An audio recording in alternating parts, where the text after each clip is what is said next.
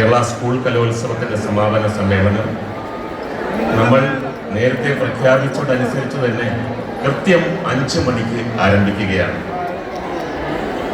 ജനുവരി 4-ാം തീയതി ബഹുമാനപ്പെട്ട മുഖ്യമന്ത്രി ശ്രീ പിണറായി വിജയൻ ഉദ്ഘാടനം ചെയ്ത ഈ മാമാങ്കം സ്വാഗതം പറയുന്നത് പൊതുവിദ്യാഭ്യാസ ഡയറക്ടർ ശ്രീ ഷാനവാസ് IAS ആണ്.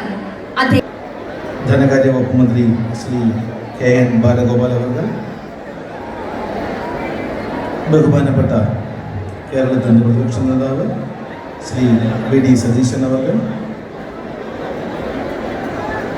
ബഹുമാനപ്പെട്ട പൊതുവിദ്യാഭ്യാസവും തൊഴിലും വകുപ്പ് മന്ത്രി ശ്രീ V ശിവൻകുട്ടി അവർ,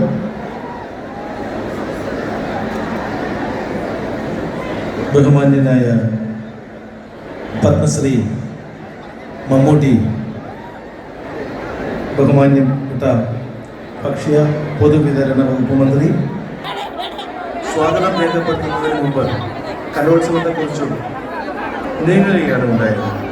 സംഘാടക സമിതി ഓഫീസിൽ പൊതുവിദ്യാഭ്യാസ വകുപ്പ് മന്ത്രിയും അതുപോലെ തന്നെ ധനകാര്യ വകുപ്പ് മന്ത്രിയും നിത്യ സന്ദർശകരെന്ന് മാത്രമല്ല അവർ അവിടെ തന്നെ തമ്പടിച്ചുകൊണ്ട് കലോത്സവത്തിൻ്റെ ഓരോ കാര്യങ്ങളിലും തികഞ്ഞ മേൽനോട്ടം വഹിച്ചുകൊണ്ട് അവർ മുന്നോട്ട് പോവുകയാണ് ഉണ്ടായത്. കൂടാതെ ബഹുമാനപ്പെട്ട വക്കീൽ കലോത്സവത്തിൻ്റെ ആരംഭത്തിൻ്റെ തലേ ദിവസം നടത്തിയ കലോത്സവം സ്വർണ്ണക്കപ്പ് ട്രോഫിയുടെ വരവ് കൊല്ലം ജില്ലയിൽ വലിയൊരു വിജയമായിരുന്നു.